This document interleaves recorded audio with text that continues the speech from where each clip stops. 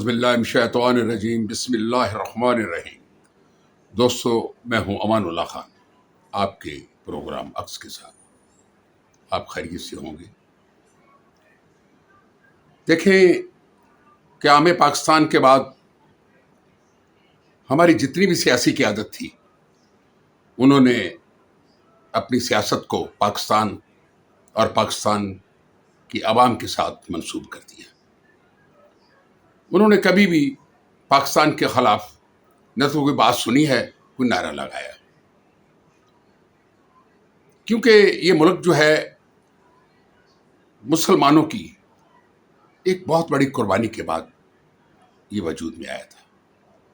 جیسے کہا جاتا ہے کہ ایک ریاست مدینہ تھی اور دوسری کلمے کے نام پر، اسلام پر اگر کوئی ریاست بنی ہے تو اسے پاکستان کہتے ہیں۔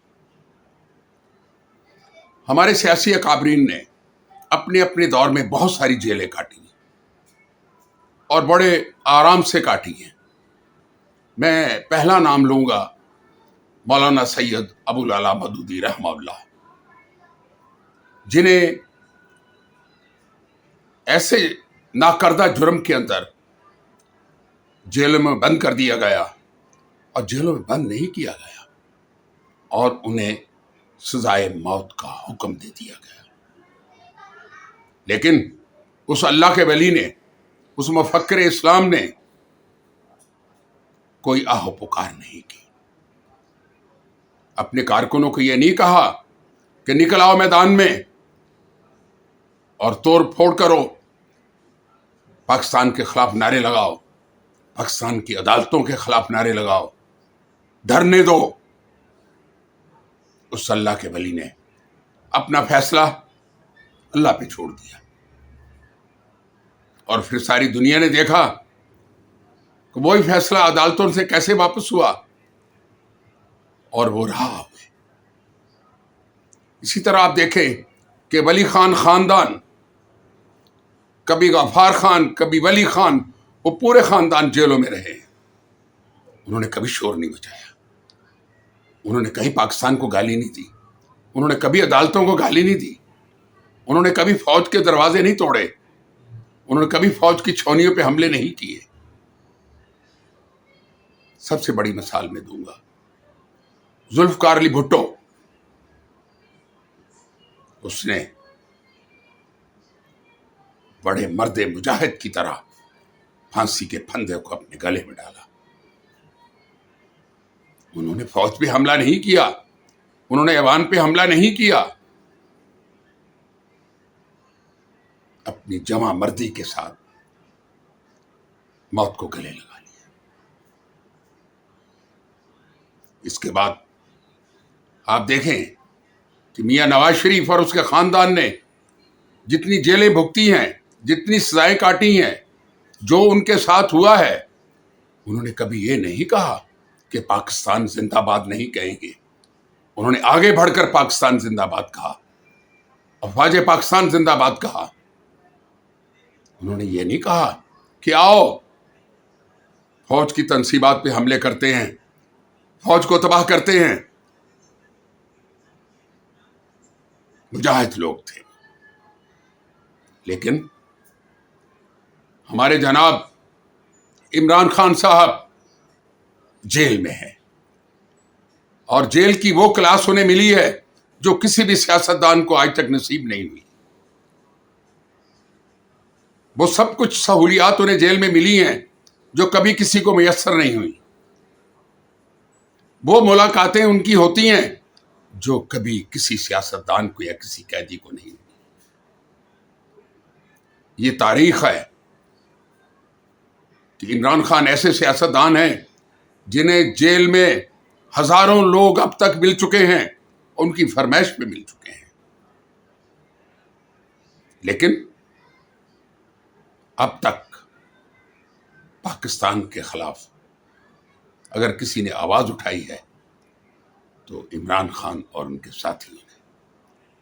میں صرف اتنا پوچھنا چاہتا ہوں کہ عمران خان صاحب کے فیصلے عدالتوں میں ہیں۔ جیسے شاہ محمود قریشی کو ایک عدالت نے بری کیا ہے اور وہ اپنے گھر جا چکے ہیں، عدالتیں انصاف کرتی ہیں، جج اتنے بے رحم نہیں ہوتے کہ وہ اپنی قبر کا سامان تیار کریں۔ میرا کہنے کا مقصد یہ ہے کہ عمران خان صاحب اور ان کے ساتھیوں کو عدالتوں پہ اعتماد کرنا ہوگا۔ کیا آج پوری دنیا میں یہ سوال کیا جا رہا ہے کہ عمران خان صاحب اور ان کے ساتھیوں کو جیلوں میں ڈالا گیا تو کیوں ڈالا گیا ہے؟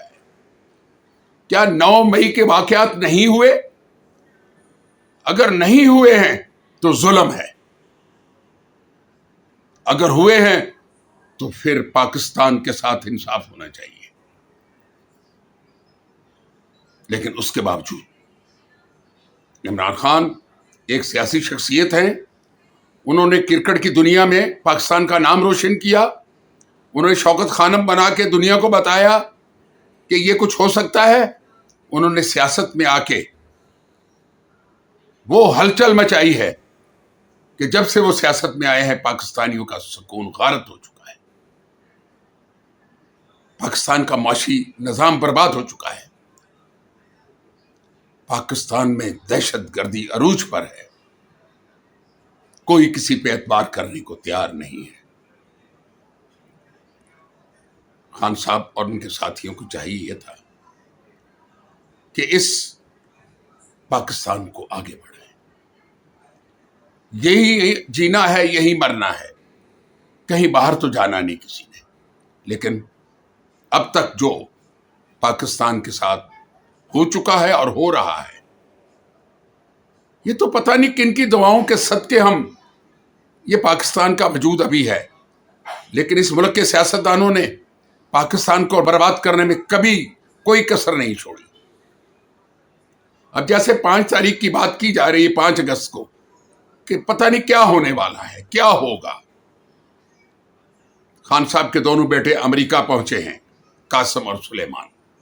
وہاں انہوں نے جن لوگوں سے ملاقاتیں کی ہیں، کرنے کے بعد آخری اطلاعات کے مطابق ان کی والدہ اور ان کے خاندان نے انہیں واپس برطانیہ بلا لیا ہے، کیونکہ یہاں پی ٹی آئی کی قیادت کے مطابق انہوں نے 5 اگست کو اس اجتماع، اس ریلی کی قیادت کرنی تھی، لیکن نہ جانے انہیں کیوں واپس بلایا گیا ہے۔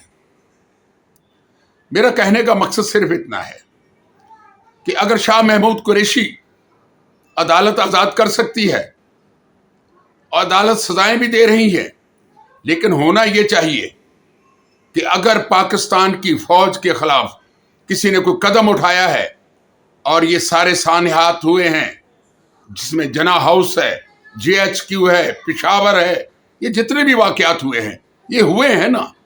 کسی سیاستدان کی جرت تھی کہ وہ پاکستان کی فوج پہ حملہ آور ہو؟ ہم دنیا کو کیا بتانا چاہتے ہیں کہ ہماری فوج اور ہم بہت کمزور ہیں، کہ چند لوگ اٹھیں گے اور فوج کے اداروں پہ چڑھائی کر دیں گے؟ نہیں، ایسا نہیں ہوگا۔ فوج بہت مضبوط ہے، اسٹیبلشمنٹ بہت مضبوط ہے۔ آپ دیکھیں الطاف حسین کا کیا حشر ہوا، ایم کیو ایم کے ساتھ کیا ہوا۔ دیکھیں اسٹیبلشمنٹ ہے، اوپر اللہ ہے اور نیچے اسٹیبلشمنٹ ہے۔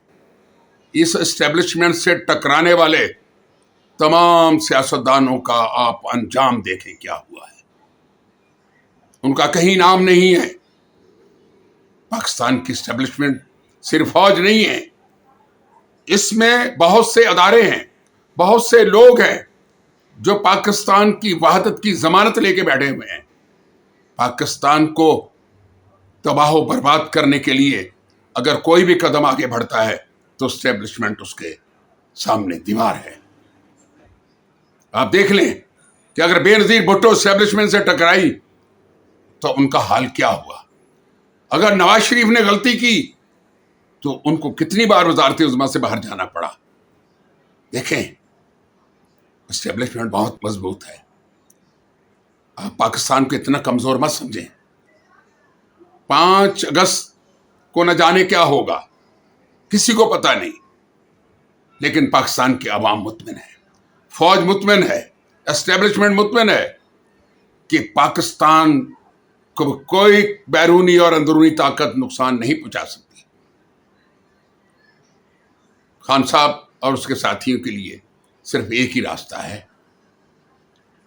کہ وہ اداروں کے ساتھ بیٹھ جائیں، سیاستدانوں کے ساتھ بیٹھیں، اپنے کارکنوں کو ریلیف دیں، پاکستان کو آگے بڑھنے دیں، اور خود رہا ہو کے تحریک انصاف کی قیادت کریں۔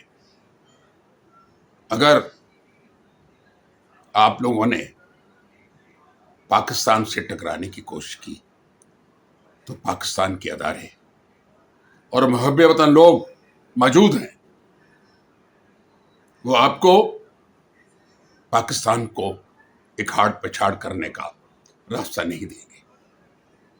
اسی کے ساتھ میں آپ سے اجازت چاہوں گا۔ خدا حافظ۔